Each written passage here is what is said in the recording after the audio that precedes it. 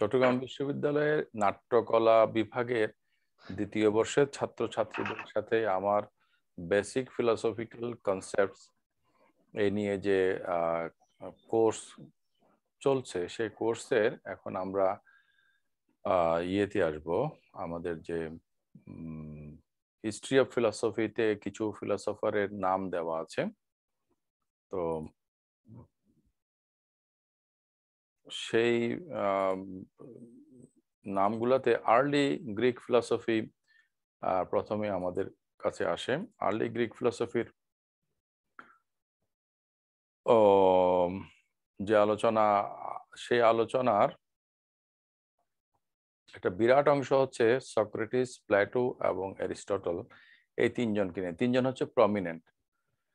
তো সক্রেটিসের আগে কিছু ফিলসফার ছিল যারা গ্রিক ফিলসফিটাকে সূচনা করে। তাদের মধ্যে আছে, এখানে দেখতে পাচ্ছ দ্য মাইলেশিয়ানস, মানে মাইলেশিয়া বা মিলেশিয়া, এরকম একটা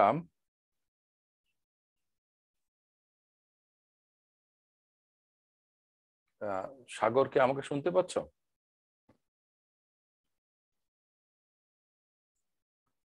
সাগর, তুমি কি আমাকে শুনতে পাচ্ছ? স্যার মাঝখানে একটু শোনা যায়নি, এখন শোনা যাচ্ছে। আচ্ছা। তো ইয়াতে গ্রিসের মধ্যে এই মিলেশিয়া বা মাইলেশিয়া এরকম একটা আইল্যান্ড, সেখানকার কিছু ফিলসফার তারা কিছু প্রশ্ন করেছিল যে মূলত what is the staff of ultimate reality. তো আসলে মানে জগৎটা কোন জিনিস দিয়ে তৈরি, আদি উপাদানটা কি? তো থেলিস নামক একজন ব্যক্তি এই প্রশ্নটার উত্তর দিয়েছেন যে পানি আদি উপাদান। তো আর কেউ বলেছেন যে না, আগুন, আগুন থেকে সবকিছু হয়েছে। কেউ বলছে বাতাস থেকে হয়েছে, কেউ বলছে বাউন্ডলেস কোনো কিছু থেকে হয়েছে। তারা যে প্রশ্নগুলো উত্থাপন করেছিল সেই ধরনের প্রশ্ন তো মানুষ আগেও উত্থাপন করেছে, কিন্তু তারা উত্তরটা দিয়েছে, এর আগের লোকেরা উত্তরগুলো দিয়েছে মূলত মানে ধর্মের বা সাহিত্যের বিভিন্ন লেখার রেফারেন্স দিয়ে, যুক্তি বুদ্ধি দিয়ে এটাকে অনুসন্ধান করা, এটা তারা করেনি। তো আলটিমেট স্টাফ অফ রিয়েলিটি, অর্থাৎ জগৎ তো আসলে পানি থেকে বা বাতাস থেকে বা একটা কিছু থেকে হয় নাই, এটা এখন আমরা বুঝতে পারি। কিন্তু তারপর আমরা মনে করি যে তারা এই যে প্রশ্নটা উত্থাপন করেছে যে জগতের আদি উপাদান কি, উত্তরটা ভুল হতে পারে কিন্তু প্রশ্নটা ছিল জেনুইন। সেই হিসাবে থেলিসকে বলা হয় যে পাশ্চাত্য দর্শনের জনক। এই এই থেলিস, অ্যানাক্সিমেন্ডার, অ্যানাক্সিমেনিস, তোমরা যদি হিস্ট্রি অফ ফিলোসফির বইগুলো পড়ো তোমরা এই নামগুলো জানতে পারবে। আর আমার যে দর্শন.com সাইট আছে, সে সাইটের মধ্যে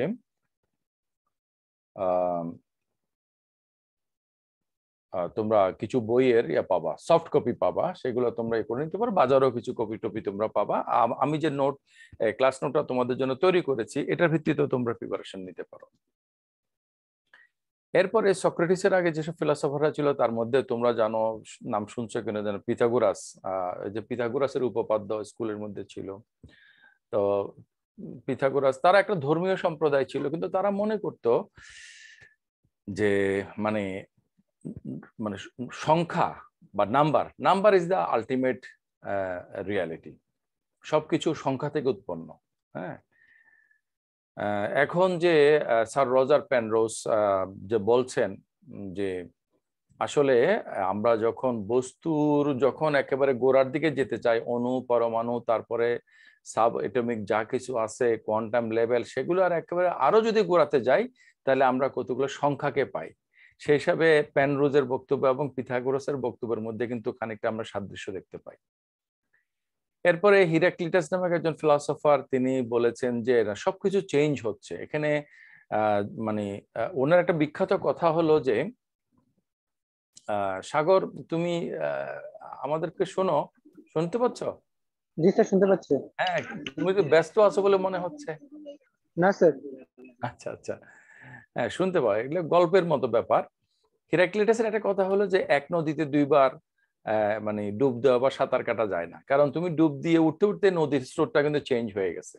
তো সে বলতে চাচ্ছে যে আসলে চেঞ্জ হচ্ছে আলটিমেট রিয়ালিটি।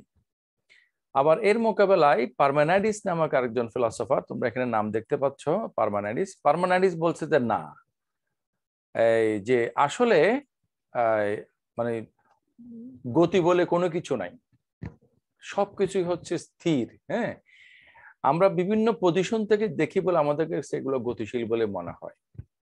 এভাবে বিভিন্ন ফিলসফাররা বিভিন্ন কথাবার্তা বলেছেন, এম্পিডক্লিস, অ্যানাক্সাগোরাস, দ্য অ্যাটমিস্ট। অ্যাটমিস্টের মধ্যে অ্যাটমিস্ট বলা হচ্ছে পরমাণুবাদী, অর্থাৎ গ্রিক ফিলসফিতে দেখো কিছু কিছু ফিলসফাররা বলছে ক্ষুদ্রতম একটা বস্তুর একটা ইউনিট আছে যেটা থেকে সব বস্তুগুলো তৈরি। হ্যাঁ, মুসলিম ফিলোসফির মধ্যেও কেউ কেউ এই কথাগুলো বলেছে যে কিভাবে জগৎটা তৈরি হলো। কারণ জগৎ কিভাবে তৈরি হলো, আসলে আমার পরিচয়টা কি, জগতের সাথে আমার সম্পর্ক কি, আমরা কোনটা করব কোনটা করব না, কোনটা ভালো হবে কোনটা খারাপ হবে, কেন কোনো কিছুকে আমরা সুন্দর বলি, কেন কোনো কিছুকে আমরা সুন্দর নয় বলি, কেন কোনো কিছুকে আমরা উচিত বলি, ভালো বলি, এই ধরনের প্রশ্নগুলো কেন প্রশ্ন, এটা যুগে যুগে মানুষকে কিন্তু ভাবিত করেছে। এটা সবসময় মানুষ এটা নিয়ে এনগেজ হয়েছে এবং নানাভাবে উত্তর দেওয়ার চেষ্টা করেছে। যে এখন সাগর বলছে সাগরকে আমি পছন্দ করি, সুতরাং এই কথাটা সঠিক। এভাবে করে যে কেউ যখন লিটারেচার কিংবা রিলিজিয়ানের স্ক্রিপচার থেকে রেফারেন্স দিয়ে বলে, তখন আমরা বলি যে সে আসলে যুক্তি বুদ্ধি দিয়ে এটাকে যাচাই করে নেয়। হ্যাঁ, মানে রিলিজিয়ানের স্ক্রিপচার না, মানে যে কাউকে দোহাই দিয়ে বললাম, যে আমি বললাম যে দিলনাস এটা বলছে সুতরাং এটা সঠিক। তো এটা একটা ভুল মানে আর কি, মানে অ্যাপ্রোচ। আসলে আমাকে অ্যাপ্রোচটা নিতে হবে যে কথাটা আসলে সঠিক কিনা, যুক্তি বুদ্ধি কি বলে, আমার অবজারভেশন কি বলে। সেটার পক্ষে যদি দিলনাজের সাপোর্ট পাওয়া যায় ভালো। আর ব্যাপারটা যদি এমন হয় যে someone authority X Y Z সে আমাকে এটা বলবে, আমি তারপর সেখান থেকে নিব, তাহলে আমি সেটা নিতে পারি। কিন্তু যেটা আমার আমরা দেখে বলার কথা, সেটা যদি আমি যদি কারো কথাই বলি, শুনে বলি, তাহলে তো হবে না। তো মানুষ যখন মানে ধর্মগ্রন্থের দোহাই দিয়ে কথা বলে, তখন প্রায় সময় সে যুক্তি বুদ্ধির চর্চা করে না। এজন্য ফিলোসফিটা হচ্ছে যে একটা ফ্রি আর্গুমেন্টের ব্যাপার। তো এই যে দেখো অ্যাটম আবিষ্কার হয়েছে অনেক পরে, বা সাবএটমিক, এগুলো এখন নিয়ে চর্চা হচ্ছে কোয়ান্টাম ফিজিক্সে, না আমরা না জানলেও নামটাম তো শুনছি। দেখো যে মানে গ্রিক ফিলোসফাররা 2500 বছর আগে সেগুলো বলে গেছে, 2500-এরও বেশি বছর আগে। হ্যাঁ, বিজ্ঞান এখন যেটা করে ফিলোসফাররা চিন্তা ভাবনা দিয়ে বহু শত হাজার বছর আগে সেটা বলে ফেলতে পারে। কারণ তুমি অনেক কিছু দেখবা যে বিজ্ঞানের ক্ষেত্রে দেখবে যে কোনো বিজ্ঞানী এটা চিন্তা করে বলছে যে হ্যাঁ এটা বোধহয় এটা হবে, পরে অবজারভেশন করে দেখা গেলো যে হ্যাঁ সেটাই। সেজন্য মানুষের ইমাজিনেশনটা আসলে খুব গুরুত্বপূর্ণ। তো এরপরে সফিস্ট বলে একটা সম্প্রদায় ছিল সক্রেটিসের আগে। সফিস্টরা তারা পয়সার বিনিময়ে মানুষকে জ্ঞান দান করতো, কিভাবে বক্তৃতা দিতে হবে, কিভাবে কথাবার্তা বলতে হবে, কিভাবে যুক্তির প্রয়োগ করতে হবে, এগুলো তারা করত। তাদেরকে সফিস্ট বলা হতো।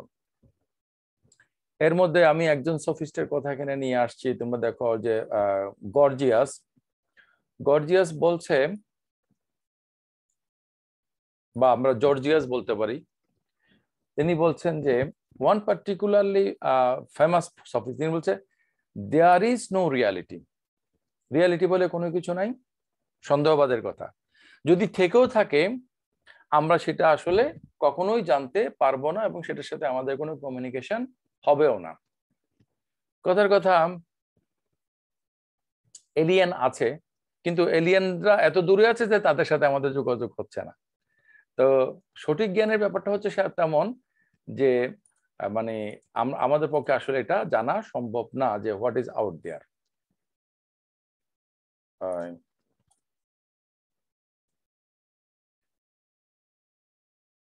প্রোটোগোরাস একজন বিখ্যাত ফিলোসফার ছিলেন। প্রোটোগোরাসের বক্তব্য হচ্ছে যে মানুষ হচ্ছে সবকিছুর মাপকাঠি, man is the measure of all things. আমি একটা কথা তোমাদেরকে প্রসঙ্গক্রমে বলেছি যে গ্রিক ফিলোসফিতে যে কথাগুলো আছে এর বাইরে নতুন কোনো কথা মানুষ আজ পর্যন্ত বের করতে পারে না। ওই কথাগুলোর এই পক্ষে বিপক্ষে আলোচনা।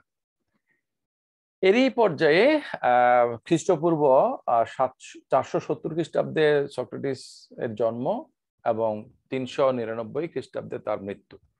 তো মৃত্যুশালটা কম কেন? হ্যাঁ বলতো।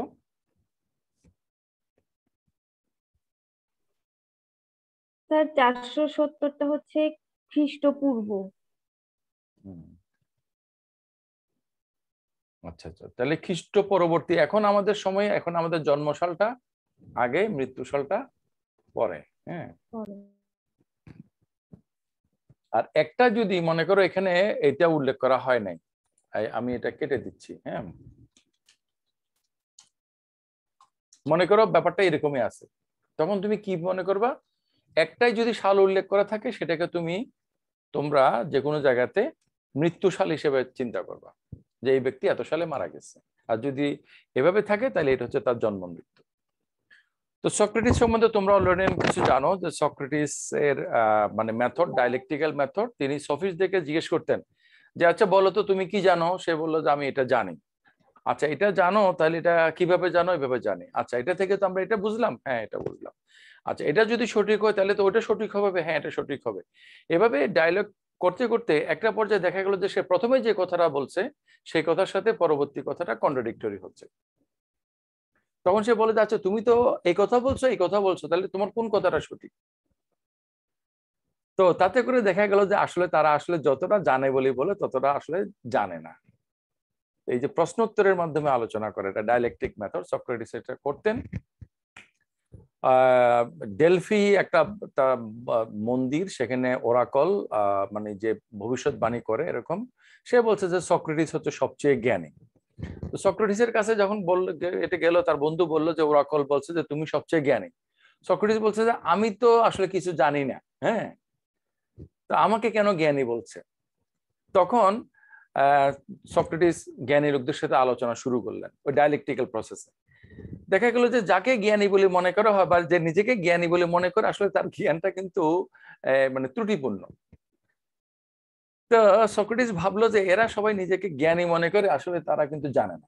কিন্তু তারা যে জানে না সেটা তারা জানে না, আর আমি যে জানি না সেটা আমি জানি এবং সেটা বুঝতে পারি, হয়তোবা সেজন্য আমাকে সবচেয়ে বেশি জ্ঞানী বলা হচ্ছে। তো সক্রেটিস কোনো কিছু লিখে যান নাই। সক্রেটিসের ছাত্র প্লেটো, তিনি সক্রেটিস সম্বন্ধে লিখেছেন। জেনোস, আরো ছাত্র আছে সক্রেটিসের, তারা সক্রেটিসের সম্বন্ধে লিখেছেন। এবং তোমরা এটা জানো যে তাকে মৃত্যুদণ্ড দেওয়া হয়েছিল, যে সে যুবকদেরকে বিভ্রান্ত করছে। তো তারপরে দিয়ে সে স্বেচ্ছায় মৃত্যুবরণ করে।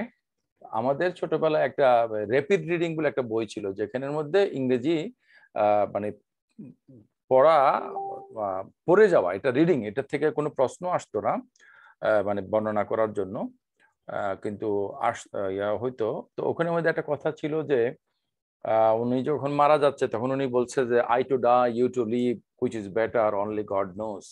আমি মারা যাচ্ছি, আর এক সেকেন্ড, আমার এখানে বোধহয় একটা কিছু অন আছে যেটা আমাকে ডিস্টার্ব করছে।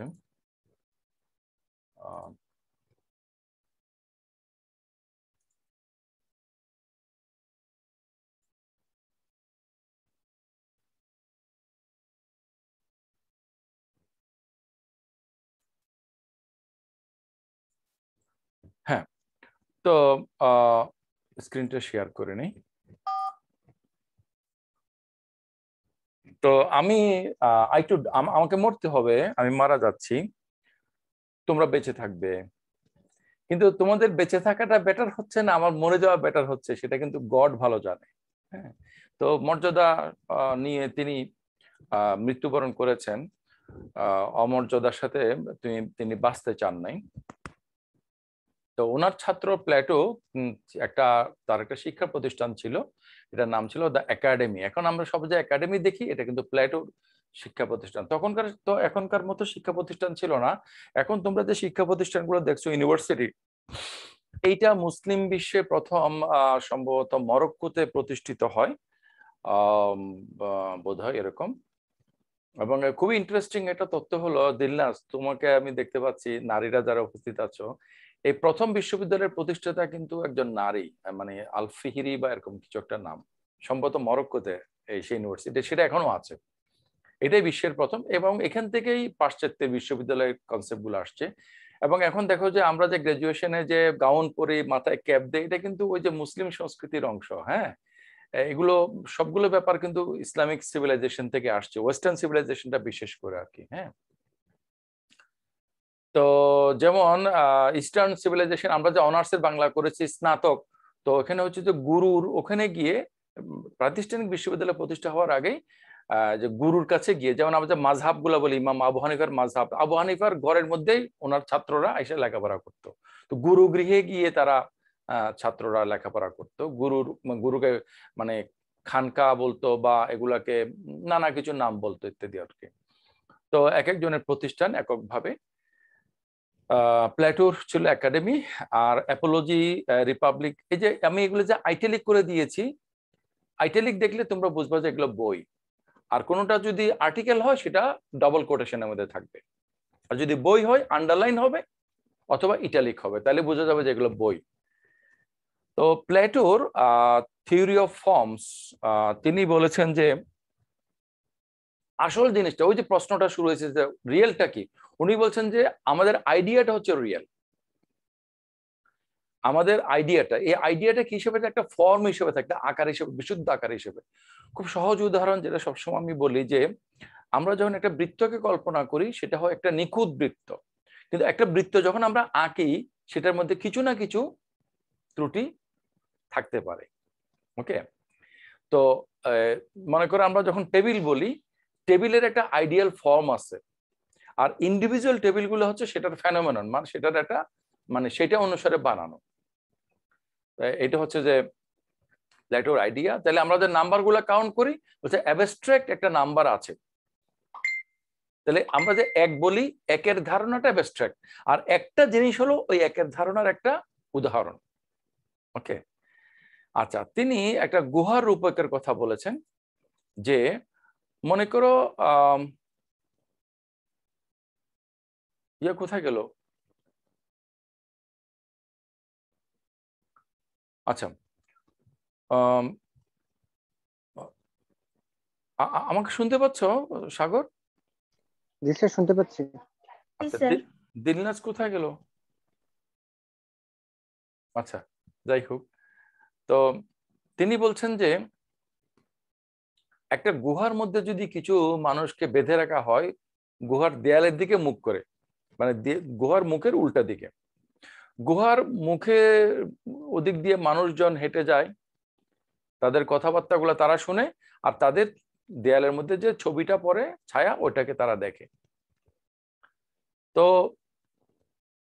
গুহার মধ্যে বন্দি থাকা মানুষগুলো মনে করছে এই ছায়াগুলো বোধহয় কথা বলে। একদিন তারা গুহা থেকে বের হলো, বের হয়ে দেখলো যে না, এগুলো হচ্ছে ছায়া, এগুলো কথা বলে না, কথা বলে রিয়েল মানুষগুলা। ওকে,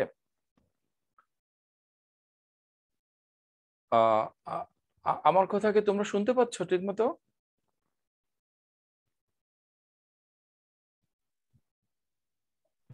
জি স্যার, শুনতে পাচ্ছি। রাইট, জি স্যার। যখন তারা গুহা থেকে বের হলো, তখন তারা বুঝতে পারলো যে আসলে আমরা যেটাকে ছায়াকে রিয়েল মনে করেছি, রিয়েলটা হচ্ছে যে কায়াটা, মানে শরীরটা, মানুষটা। তো বলছে এই যে আমরা জগতের মধ্যে আছি, এই জগৎটা হচ্ছে সেরকম একটা মানে ফেনোমেনন। রিয়েল ওয়ার্ল্ডটা হচ্ছে ওই যে ওয়ার্ল্ড অফ ফর্মস।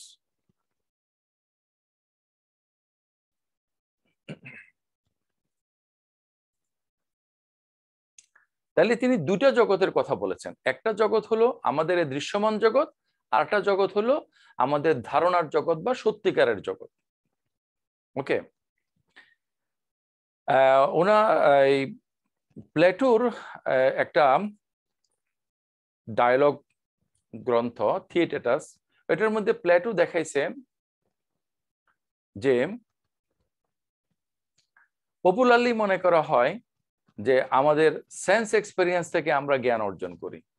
উনি দেখাইছেন যে না, আসলে জিনিসটা ঠিক নয়।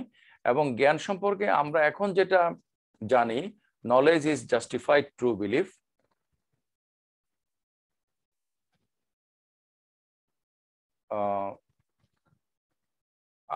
আমি কি কানেক্টেড আছি তোমাদের সাথে?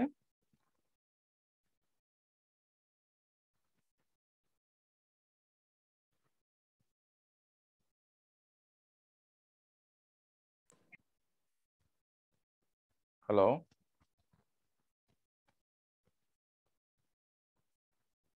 Do you hear me? জি স্যার, শুনছি। Thank you, thank you. তোমাকে আমরা হারিয়ে ফেলছিলাম কিছুক্ষণের জন্য। দিলনাজকে, হ্যাঁ, ফাহমিদা। স্যার আমার শেষ হয়ে গেছে। আচ্ছা, ফাহমিদাকে আমরা তো গত ক্লাসে পাই নাই। জি স্যার, নেটওয়ার্কে একটু সমস্যা ছিল। আচ্ছা আচ্ছা, ইটস ওকে। তো প্লেটো ওনার থিয়েটিটাস গ্রন্থের মধ্যে সেই কথাটা বলেছেন, যেটা আমি তোমাদেরকে বলেছি অলরেডি, যে knowledge is justified through belief. তবে ওনারা কিন্তু ওই প্রশ্ন উত্তরের মধ্যে আলোচনা করতেন। কেউ একজন একটা বলছে, কেউ একজন একটা বলছে, এটা নিয়ে আলাপ আলোচনা করতেন, ডায়লগের ব্যাপার আলোকে আর কি। সংক্ষেপে এই হচ্ছে যে প্লেটো সম্বন্ধে একটা ওভারঅল আইডিয়া। তো সক্রেটিসের পরে সক্রেটিসের আরেকজন ছাত্র ছিল, সেই ছাত্রের নাম হচ্ছে অ্যারিস্টটল। আচ্ছা, অ্যারিস্টটলের একজন বিখ্যাত ছাত্র ছিল, আমি এখানে লিখি নাই, তোমরা কি জানো কে? তোমরা কি আলেকজান্ডার দ্য গ্রেটের নাম শুনেছো? Sir Plato? না, প্লেটো তো নাম অ্যারিস্টটলের, শুনেছি। প্লেটো হচ্ছে অ্যারিস্টটলের টিচার। মানে একটা জিনিস বুঝো যে জি স্যার। সক্রেটিসের ছাত্র হচ্ছে প্লেটো, প্লেটোর ছাত্র হচ্ছে অ্যারিস্টটল, অ্যারিস্টটলের ছাত্র হচ্ছে আলেকজান্ডার দ্য গ্রেট। আলেকজান্ডার। আচ্ছা, তো সক্রেটিসের সরি প্লেটোর একাডেমির মতো, প্লেটোর এই যে একাডেমি, প্লেটোর একাডেমির মতো অ্যারিস্টটলও একটা তার একটা শিক্ষা প্রতিষ্ঠান গড়ে তুলেছেন, একটা বাগান বাড়ির মতো। সেখানে তারা থাকতেন, লেখাপড়া করতেন, এবং যারা বিদ্যা অর্জন করতে আসতো তারা গুরুর গরু ছাগলও চড়াইতেন, সব কাজ করতেন। হ্যাঁ, এবং সুবিধাজনক সময়ে অবসরে গুরুর পরিবারের লোকজনের সাথে রোমান্টিক সম্পর্কও করতেন। হ্যাঁ, এগুলো নিয়ে নানা ধরনের, বিশেষ করে ইন্ডিয়ান ট্রেডিশনে অনেক ধরনের ইয়ে আছে আর কি, মানে গল্প প্রচলিত আছে। তো অ্যারিস্টটল তিনি যেসব কাজকর্ম করেছেন এটা হিউজ অ্যান্ড ভাস্ট, এবং অ্যারিস্টটলকে খুব সিরিয়াসলি ফলো করছে তার পরবর্তী লোকেরা, বিশেষ করে মুসলিম ফিলোসফাররা। মুসলিম ফিলোসফিতে আল-ফারাবি একজন প্রখ্যাত ফিলোসফার ছিলেন। তোমরা হয়তো ইবনে সিনা, আল-ফারাবি এর নামগুলো হয়তো শুনে থাকবে। আচ্ছা, তো আল-ফারাবিকে বলা হয় দ্য সেকেন্ড টিচার, মুআল্লিম আস-সানি। তাহলে ফার্স্ট টিচার কে? ফার্স্ট টিচার হচ্ছে অ্যারিস্টটল। এই গ্রিক ফিলোসফিটা টোটালি হারিয়ে যেত যদি মুসলিম ফিলোসফাররা এটাকে টেক আপ না করতো। তো মুসলিম ফিলোসফার এটাকে সিরিয়াসলি টেক আপ করেছে এবং এগুলাকে অনুবাদ করেছে, সেগুলাকে আরো বিস্তারিতভাবে করেছে। তো অ্যারিস্টটল তার গুরু প্লেটো থেকে একটু ভিন্ন ছিলেন।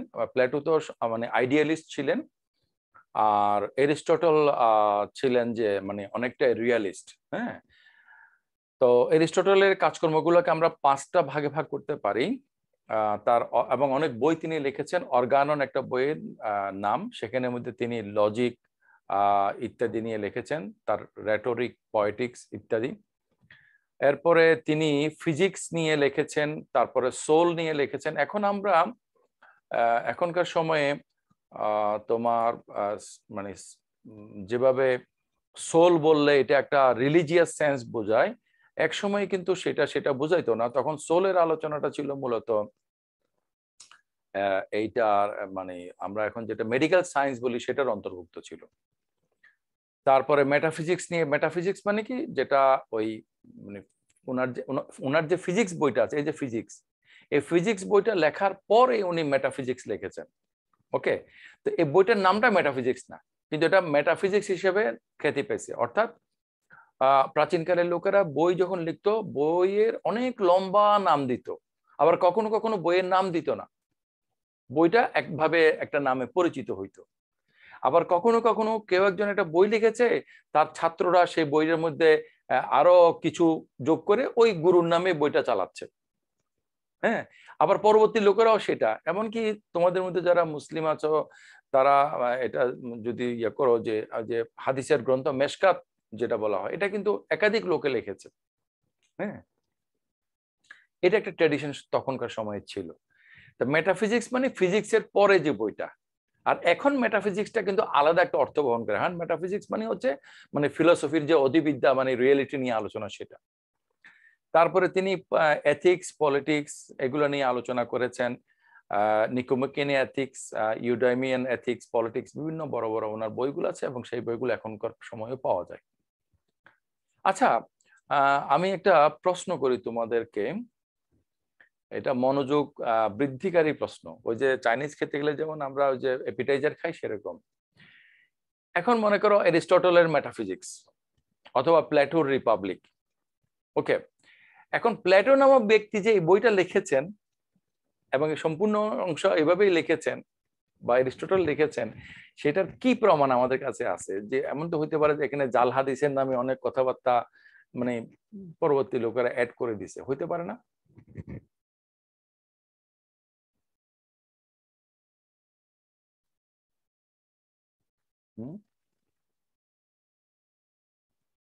আমি তো আমার দুই পাশে দুইজনকে দেখতে পাচ্ছি, আমাদের সাগর এবং দিলনাস শাহরিন।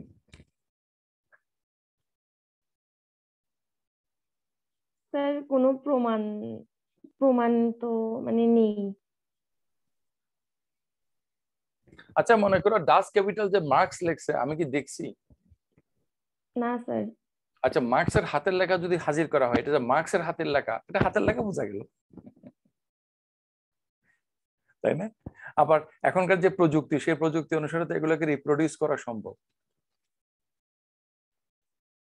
তাহলে আসলে আসল জিনিসটা কি? আসলে আসলটা যে কি সেটা আমরা আসলে জানি না। না জানা সত্ত্বেও কিভাবে যেন আমরা বুঝে যাই আসলে আসল বলে একটা কিছু আছে। হ্যাঁ, এই যে ঘোর পোষের ব্যাপারগুলা, এগুলো হচ্ছে ফিলোসফি। হ্যাঁ, ফিলোসফি আসলে কিন্তু খুব মজার একটা জিনিস আর কি।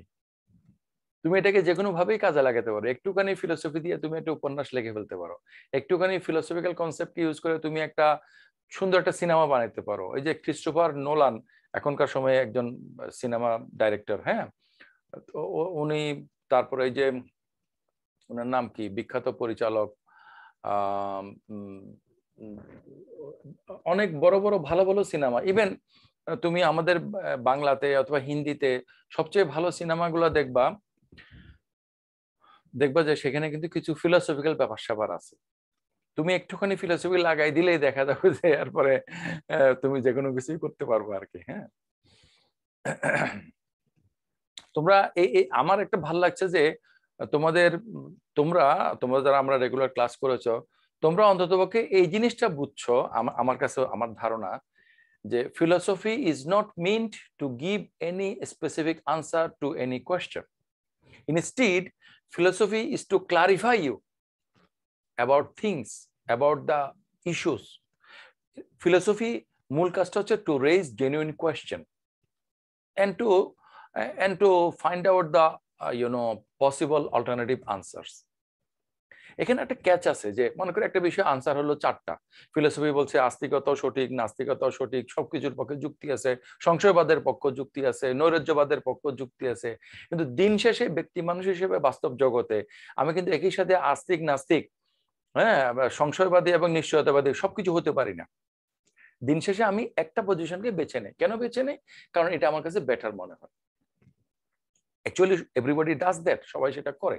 কিন্তু তুমি যখন ফিলোসফি চর্চা করবা তখন তুমি বুঝবা যার অভিমতটা তুমি গ্রহণ করো নাই তার অভিমতের পক্ষেও কিন্তু যুক্তি আছে। তোমার কাছে এটা দুর্বল মনে হচ্ছে, হ্যাঁ, কিন্তু যুক্তিটা আছে। তখন কিন্তু তুমি তার প্রতি মোর টলারেন্ট এবং মোর ইনক্লুসিভ হবা। একটা সোসাইটি বিল্ড আপ করার জন্য খুব জরুরি। এখন তোমরা বুঝতে পারছো অ্যাটলিস্ট আমার কাছে মনে হচ্ছে আই মে বি রং, কিন্তু আমার বিশ্বাস যে আমি আমি আমি রং না, আমি সঠিক।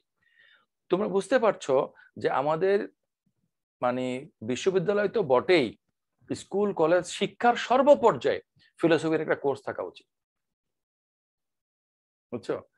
কেউ একজন মনে করে ইঞ্জিনিয়ার হয়ে গেল, জীবন জগৎ সম্বন্ধে সে কিছুই জানলো না।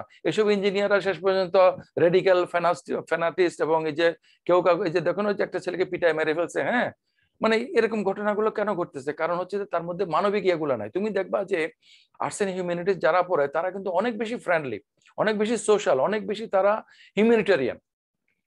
হ্যাঁ, তো যাই হোক, let's go back to our topic. যেটা আমরা আলোচনা করছিলাম যে প্লেটোর কাজগুলোকে আমরা 5টা ভাগে ভাগ করতে পারি। এখন যত আর্টস, সায়েন্স, তোমার কমার্স, সোশ্যাল সায়েন্স যা যা কিছু বলো, এই সবগুলাই কিন্তু এই বড় বড় গ্রিক ফিলোসফারদের চিন্তা থেকে, বিশেষ করে এরিস্টটলের চিন্তা থেকে বের হচ্ছে। এরিস্টটলের মধ্যে সক্রেটিস এবং প্লেটোর চিন্তাগুলো মানে সমন্বিত হয়েছে। According to Aristotle, we need both form and matter to have a thing, and with the exception of God, neither form nor matter is ever found in isolation from the other. তো Aristotle বলছে, Plato কি বলছিল? Plato বলছে যে ফর্মটাই হলো মূল জিনিস, আইডিয়াটা মূল জিনিস, আর এটা হচ্ছে জাস্ট এটার একটা মানে ইমপারফেক্ট একটা এমবডিমেন্ট। এরিস্টটল বলছে না, দুটাই দরকার, ফর্ম এবং ম্যাটার দুটাই দরকার। তো only God is matterless pure form, আর বাকি গড ছাড়া জগতের যা কিছু আছে এটার মধ্যে দুইটা জিনিস অবশ্যই আছে, form and matter, form and matter. আচ্ছা, এটা নিয়ে আমরা একটু পরে আর একটু বিস্তারিত আলোচনা করব।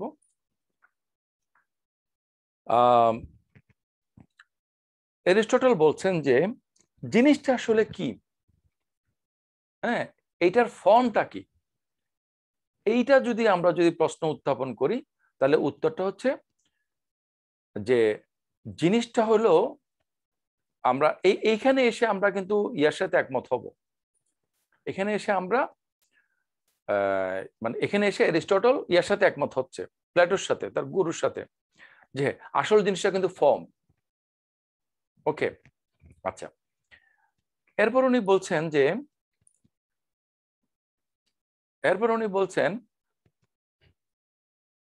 হ্যাঁ, এরপর উনি বলছেন যে এই তাহলে জিনিসটা, আসল জিনিসটা ফর্ম, কিন্তু এই জিনিসটা তৈরি কি দিয়া? বলে এটা কোনো ম্যাটার দিয়া। হ্যাঁ, কে এটাকে বানাইছে? বলে এফিশিয়েন্ট কেউ এটাকে বানাইছে। কি জন্য বানাইছে? অমুক পারপাসের জন্য বানাইছে। তো বলছে যে কোনো জিনিসের মধ্যে, কথার কথা আমি তো উদাহরণ দিলে আমার সে বিখ্যাত উদাহরণ, কলমের উদাহরণ দিব।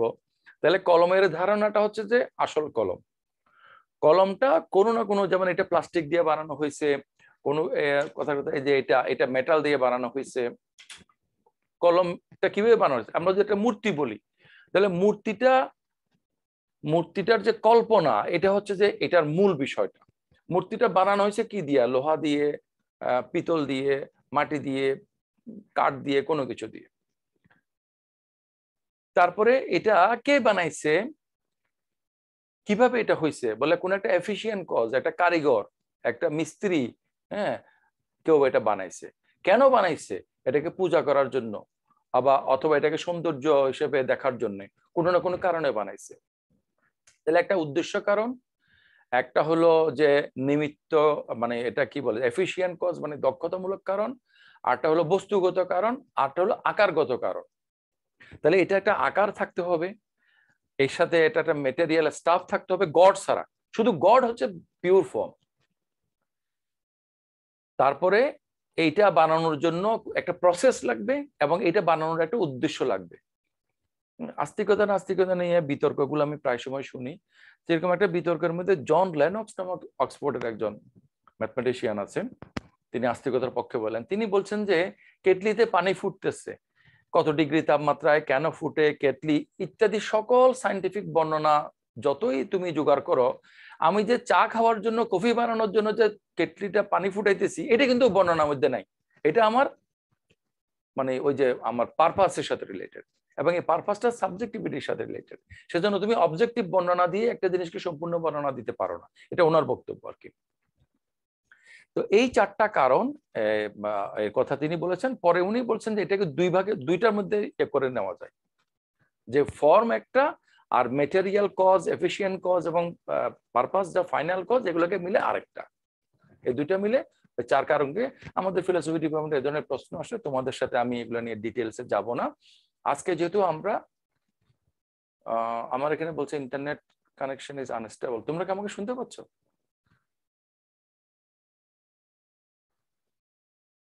জি স্যার। আচ্ছা আচ্ছা, সরি যে বারবার আমাকে একটু কনফার্ম হতে হচ্ছে যে whether I am connected or not। তো তোমাদেরকে আজকে মানে একদিনের ক্লাসে গ্রিক ফিলোসফি পড়ানো শেষ, সক্রেটিস, প্লেটো, অ্যারিস্টটল। আবার পরবর্তী ক্লাসে তোমাদেরকে আমি আধুনিক দর্শনের যে বুদ্ধিবাদী ধারা, ডেকার্ট, স্পিনোজা, লাইবনিজ, তিনটে একসাথে আলোচনা করব। আরেকদিনের ক্লাসে অভিজ্ঞতাবাদী যেটা ধারা আধুনিক দর্শনের, লক, বার্কলি, হিউম, তিনটে আলোচনা করব। এরপরে যদি সময় পাই তাহলে কান্ট, হেগেল, শোপেনহাওয়ার, এগুলো নিয়ে একদিন আলোচনা করতে পারি। এরপরে শেষ। কখন যে কোর্সটা শেষ হবে সেজন্য আমি অপেক্ষা করে আছি। আচ্ছা, তো দেখো, যেগুলো আমাদের সারা বছরে পড়ানো হয় সেটা আমরা একদিনের ক্লাসে শেষ করছি, সেজন্য আমি ডিটেলসে গেলে তোমাদের মধ্যে একটা মানে তোমরা এগুলাকে ঠিকমতো ফলো করতে পারবে না। তা আমার এই যে ইয়াটা তোমাদেরকে তো আমি দিছি, এই জিনিসটা গ্রুপের মধ্যে, আর সামনে যেগুলো তৈরি করবো সেগুলো দিব, সেগুলো অনুসারে তোমরা প্রিপারেশন নেবা।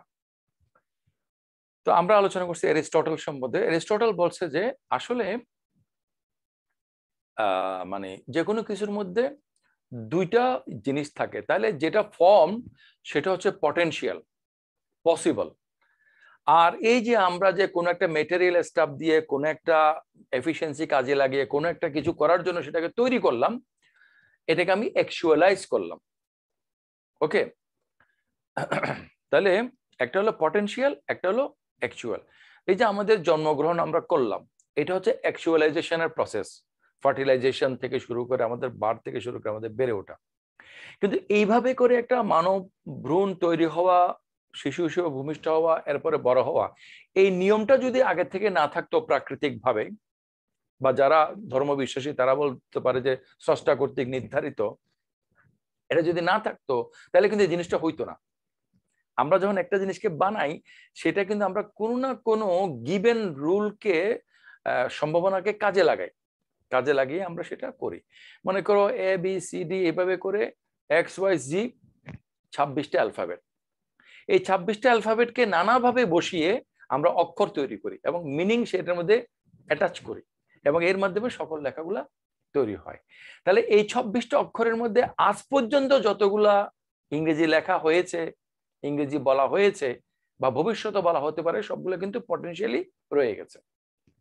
ওকে, তো এই জন্য ওই দিন একটা ক্লাসে বলছিলাম যে আমরা কিভাবে কি করি না করি এগুলো অনুসারে একটা কম্পিউটারের মডেল তৈরি করে বলা যাবে না যে না আর্টিফিশিয়ালি মানুষ তৈরি করা গেছে, কারণ এই মানুষটা ভবিষ্যতে কি করবে, তার পটেনশিয়াল ইয়ার মধ্যে কি আছে সেটা তো আমরা জানি না, ইভেন আমরা নিজেরাও জানি না। ওকে, আচ্ছা, অ্যারিস্টটল বলছেন যে তিনি প্রথম ফিলোসোফার, তিনি করেছেন কি এক্সিস্টেন্স এবং এসেন্সের মধ্যে ভাগ করেছেন। যে আমরা গত ক্লাসে আলোচনা করার চেষ্টা করেছি যে গুণগুলো কি বস্তুর অংশ কি অংশ নয়। যখন তুমি গুণগুলোকে বস্তুর অংশ হিসেবে মনে করবা তখন অনেক যুক্তি দিতে পারবা, আবার অংশ নয় মনে করলে অনেক যুক্তি দেওয়া যেতে পারে। সেজন্য একটা কথা মনে রাখবা, যুক্তি আমাদেরকে জ্ঞান দেয় না। যুক্তি সমান সমান জ্ঞান এমন না। যুক্তিকে ব্যবহার করে আমরা ব্যক্তিরা আমরা জ্ঞান তৈরি করি।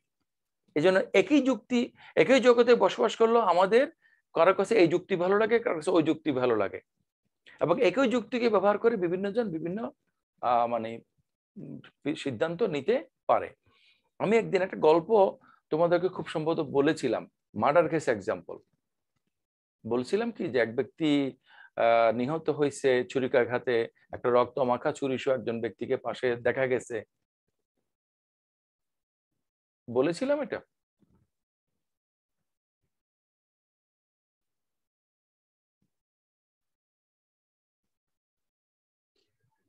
না স্যার।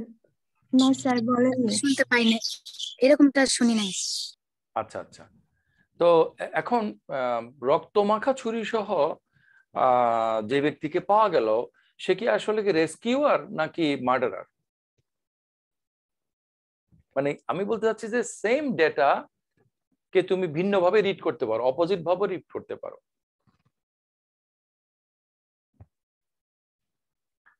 আচ্ছা, তো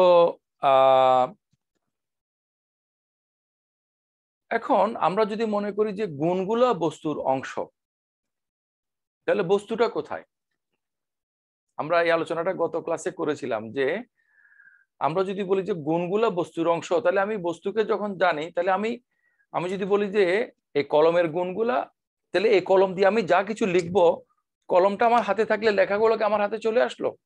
আমি একটু উদাহরণ দিয়ে বুঝাইছিলাম যে ম্যাগনেটের উদাহরণ দিয়ে, ম্যাগনেট যে মানে মানে আকর্ষণ বা বিকর্ষণ করে,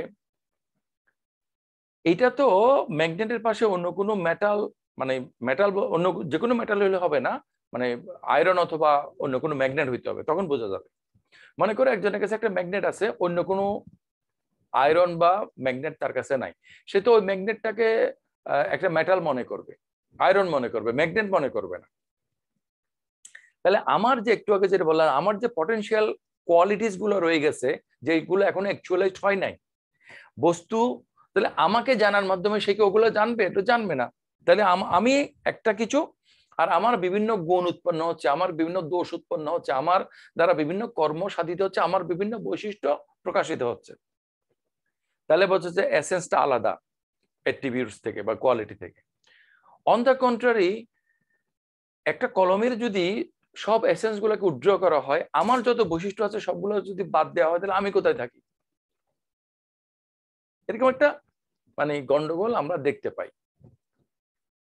এই গন্ডগোলের পোকা আমাদের মাথার মধ্যে প্রথম মানে আমাদের মাথার মধ্যে ঢুকাই দিছে এই যে এরিস্টটল, যে এসেন্স এবং অ্যাট্রিবিউটস এর কথা বলে। যাই হোক, জগতের মধ্যে যত জিনিস আছে সেগুলাকে উনি 10 ভাগে ভাগ করেছেন।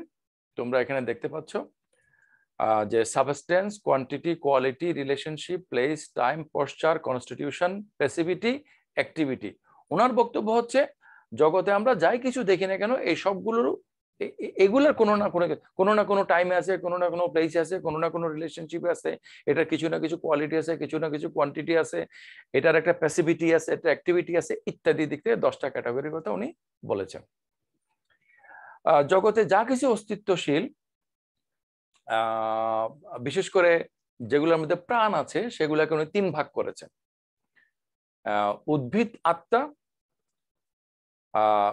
তারপর হচ্ছে জীবাত্মা, তারপর হচ্ছে যে মানুষের যে বিশেষ একটা মানে ইন্টেলিজেন্স বা স্পিরিচুয়ালিটি, সেটা মানুষের আত্মা। তাহলে আমরা যারা মানুষ, আমাদের মধ্যে ভেজিটেটিভ অবস্থাটা আছে, আমরা খাই দাই গাছের মতো, আমাদের মধ্যে অ্যানিমেলের কোয়ালিটি গুলো আছে, এবং একই সাথে আমাদের এক্সট্রা কিছু আছে। তাহলে উনি বলছেন যে মানে আমাদের 3টা আত্মা আছে, অথবা আত্মার 3টা ভাগ আছে। আর এরিস্টটল তার গুরু প্লেটোর সাথে এভাবে দ্বিমত করেছেন যে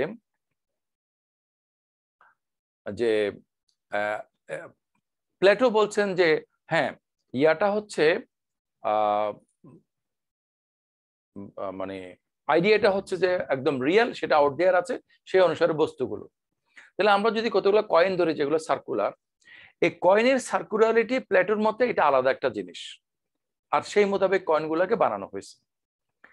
তাহলে এরিস্টটল বলছে এই যে আলাদা একটা সার্কুলারিটি, এবং এই যে বস্তুটা যেটা এটার সাথে অ্যাটাচ হয়েছে, কে এটাকে এটার সাথে অ্যাটাচ করলো, সেটা কিভাবে হইল?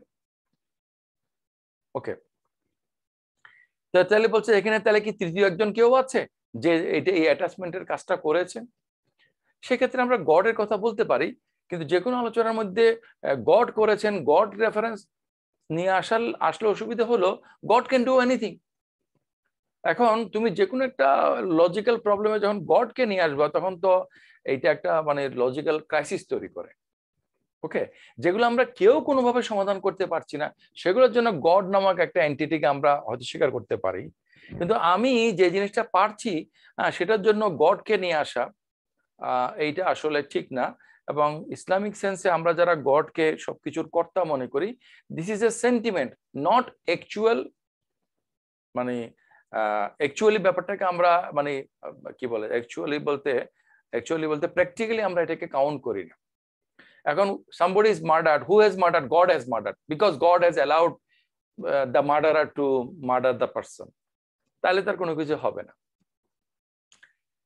তো এরিস্টটল এইভাবে করে তার যে টিচার প্লেটোর চিন্তা ভাবনা সেগুলোকে তিনি মডিফাই করার চেষ্টা করেছেন, এবং প্লেটো যেভাবে সেন্স এক্সপিরিয়েন্সকে সম্পূর্ণ বাদ করে দিয়েছেন, এরিস্টটল সেটা করেননি। এরিস্টটল বলছে ওই যে ফর্মের কথা এটা আছে, কিন্তু সাথে সাথে আমাদের কাছে ম্যাটার, আমাদের এফিসিয়েন্সি, আমাদের কজ আর আমাদের পারপাস এগুলো লাগবে।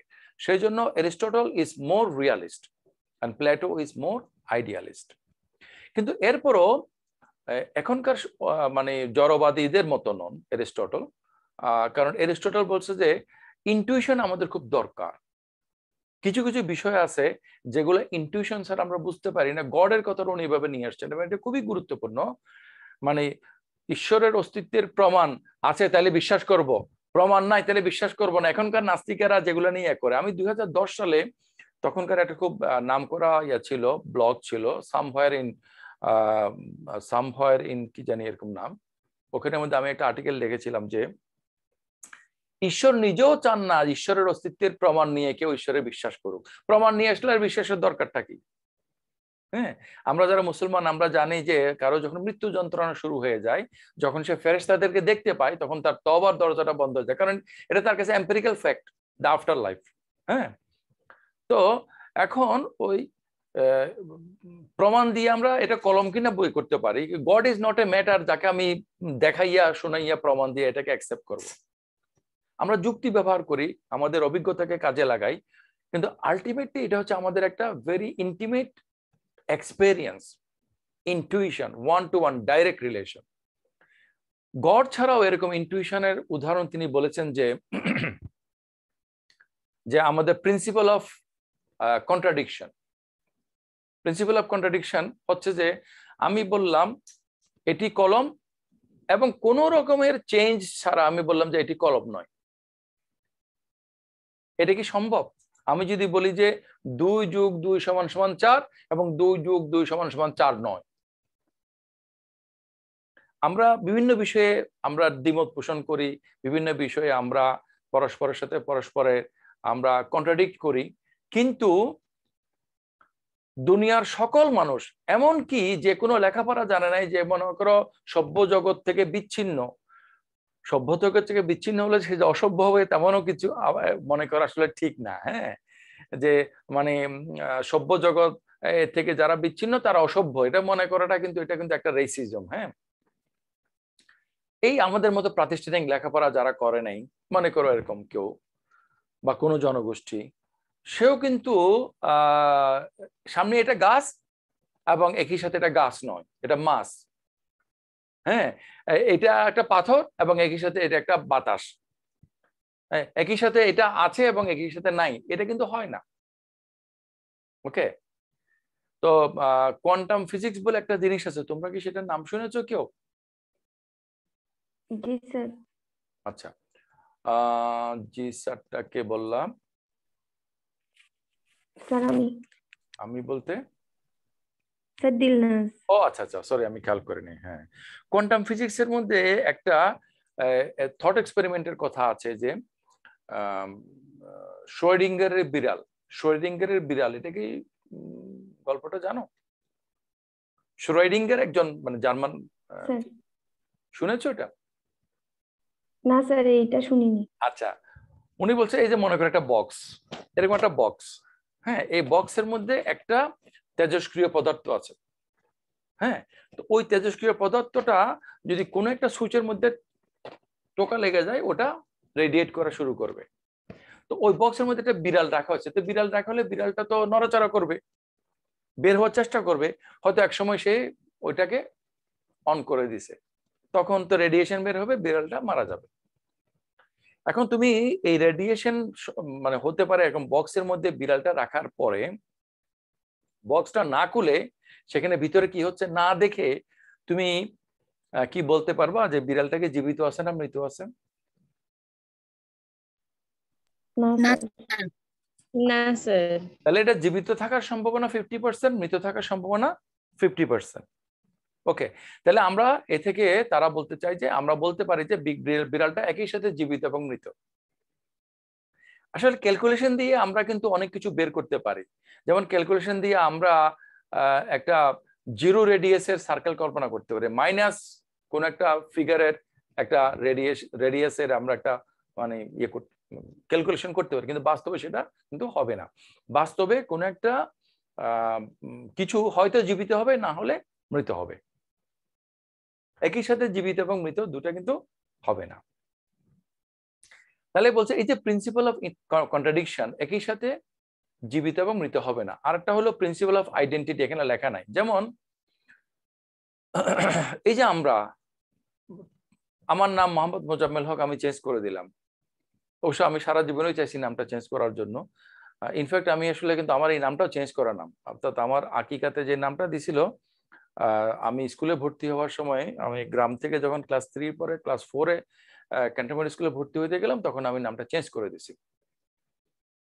ইট ওয়াজ আই হোপ 74 or 75,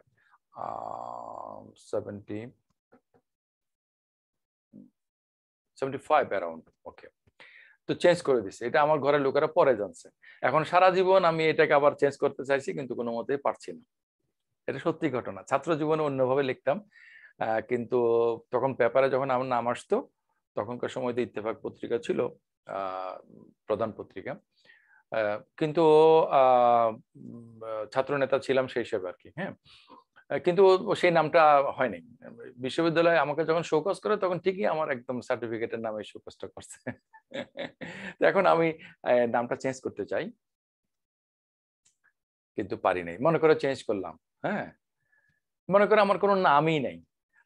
যাই হোক না কেন, আমি তো আমি, তুমি তো তুমি। হ্যাঁ, তো কেউ একজন দেখা গেছে যে ওই যে জ্যাকি চ্যানের একটা সিনেমা আছে হু এম আই, সে নিজের নাম ভুলে গেছে, নিজের পরিচয় ভুলে গেছে। এখন খালি জিজ্ঞেস করে যে এই ভাই আসলে আমি কে, who am I, who is me. কিন্তু আমি তো আমি, তাই না? এই যে কলম, এই কলমটা তো কলম।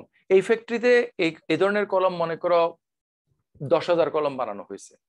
ওকে, কিন্তু 10,000 কলমের সবগুলো কলম তো আমার হাতে নাই, সবগুলো তো আমি কিনে নেই। তোমরা এই যে ইয়ে বলে এটাকে, যে আমরা যদি ইয়ে করি, এইভাবে যদি রেখা টানি, একটা সোজা রেখা, একটা ইয়ে রেখা, মাঝখানে একটা জিরো করি, তাহলে এই কর্নারে যদি আমরা একটা মানে করো ডট বসাই, ঠিক একই ধরনের ডট যদি আমরা ওইখানে বসাই, এই দুটা ডট কিন্তু সেম হবে না, একটা ডানে একটা বামে, যদিও দুইটাই হচ্ছে কথার কথা 16 স্কয়ার ফিট। ওকে, তো আমরা কিছু কমন বৈশিষ্ট্যের ভিত্তিতে কোনো কিছুকে ক্যাটাগরাইজ করি, কিন্তু জগতের সকল কিছু আলাদা। হ্যাঁ, মানে ল অফ আইডেন্টিটি বলে তুমি হচ্ছে তুমি, তোমার নাম যতই পরিবর্তন করো, তুমি কিন্তু তুমি। তাহলে আমাদের মধ্যে law of contradiction, law of identity, এই ধরনের যে বেসিক যে চিন্তাগুলো, এগুলো কোত্থেকে আসলো? যেভাবেই আসুক না কেন, অ্যারিস্টটল বলছে এগুলো আমরা সরাসরি ইনটিউশনের মাধ্যমে আমরা পাই। তো অ্যারিস্টটল একটা লজিক্যাল সিস্টেম ইন্ট্রোডিউস করেছে, যেটাকে বলে সিলোজিজম। সিলোজিজম হচ্ছে কি প্রেমিস, যে এইটা এইটা এইটা, এইটা এইটা এইটা, এটা দিয়া একটা জিনিস দেখাবো না, এটা দিয়ে লেখা যায়, এটা ধরা যায়, এবং সেই লেখাটা পড়া যায়, অতএব জিনিসটা কি হবে? কলম হবে। এই যে কিছু প্রেক্ষাপটে একটা সিদ্ধান্ত নেওয়া, এটাকে বলে ন্যায় অনুমান, বাংলাতে, ইংরেজিতে বলে সিলোজিজম। এইটা অ্যারিস্টটল ইয়ে করেছেন। এই যে তোমরা আরোহ অবরোহ নাম শুনছো না, ডিডাকশন, ইন্ডাকশন, শুনো নাই কেউ? এগুলো কিন্তু অ্যারিস্টটল প্রথম শুরু করেছেন, যে আমরা মানে অমুক মরণশীল তমুক মরণশীল, এভাবে যত মানুষ আমি দেখেছি সব মরণশীল, তাইলে এখান থেকে আমরা একটা আরোহমূলক সিদ্ধান্ত নিলাম যে সকল মানুষ মরণশীল। ওকে, আবার আমরা যদি একটা কথা পাইলাম যে সকল মানুষ মরণশীল এবং অমুককে পাওয়া গেল সে একটা মানুষ, তার সম্বন্ধে আমরা বুঝে ফেলছি যে সেও মরণশীল। এই ধরনের লজিক্যাল সিস্টেমগুলো এরিস্টটল ইন্ট্রোডিউস করেছেন। আর এখানে থার্ড মেন আর্গুমেন্টটা বলেছি যে আইডিয়াগুলো যে জগতের মধ্যে আছে সেই জগতের আইডিয়াগুলো মানে জগতের বাইরে, সেগুলো জগতের মধ্যে কিভাবে ফিট হইলো। তাহলে একটা কিছু লাগবে। এটা ওই প্লেটোর সমালোচনা করতে গিয়ে এরিস্টটল বলেছে, সেজন্য তিনি বলছে এক্সপেরিয়েন্সটাও দরকার। তারপর উনি বলছেন যে একই সাথে আমাদেরকে তাহলে ওই যে আইডিয়াস ফর্মস যে ইউনিভার্সাল জগৎ এটা এবং পার্টিকুলার জগৎ দুটোই আমাদের লাগবে, এবং দুটার মধ্যে আমাদেরকে সমন্বয় করে সবকিছু বুঝতে হবে। আজকের ক্লাসে তোমাদের সাথে বেশি একটা আলোচনা হয় নাই, একটা না আমি বিষয়গুলোকে বলে শেষ করলাম। সক্রেটিস, প্লেটো, এরিস্টটল সম্পর্কে এই আলোচনার আমার লাস্ট কথাটা হলো এই কথাটা বলা যে সক্রেটিস, প্লেটো, এরিস্টটল এই তিনজন মহান ফিলসফার, এরা তিনজনে কিন্তু আস্তিক ছিলেন। তারা কেউ কিন্তু নাস্তিক্যবাদের পক্ষে ছিল না। আবার এর পূর্বে প্রি সক্রেটিস পিরিয়ডে আমরা যেসব ফিলসফারদের কথা বলেছি, অ্যাটমিস্টরা, তারপরে যে মাইলেশিয়ান ফিলসফাররা, অনেক ফিলসফাররা তারা কিন্তু নাস্তিক্যবাদের পক্ষে ছিলেন। ইনফ্যাক্ট ফিলসফির শুরু হয়েছে মানে ওয়েস্টার্ন ফিলসফির শুরু হয়েছে যেই কথাটা দিয়া আমি শুরুতে যেটা বলেছি, তখন সাগর শুধুমাত্র ছিল। সেটা হচ্ছে যে what is the ultimate staff of reality. হ্যাঁ, আদি উপাদানটা কি যেটা দিয়ে জগৎ তৈরি। তাহলে দেখা যাচ্ছে এটা কিন্তু একটা নাস্তিক্যবাদী প্রশ্ন। সাগর, খেয়াল করো, মানে ধরে নেওয়া হচ্ছে যে বস্তু দিয়ে জগৎ তৈরি। তাহলে আদি বস্তুটা কি? কেউ বলছে পানি, কেউ বলছে বাতাস, কেউ বলছে আগুন, কেউ বলছে বাউন্ডলেস কোন একটা কিছু। হ্যাঁ, তো সেই জন্য গ্রিক ফিলসফিতে আস্তিক্যবাদ নাস্তিক্যবাদ দুটোই ছিল, তবে প্রধান যে ফিলসফাররা তারা কিন্তু আস্তিক ছিলেন। আচ্ছা, তো এরপরে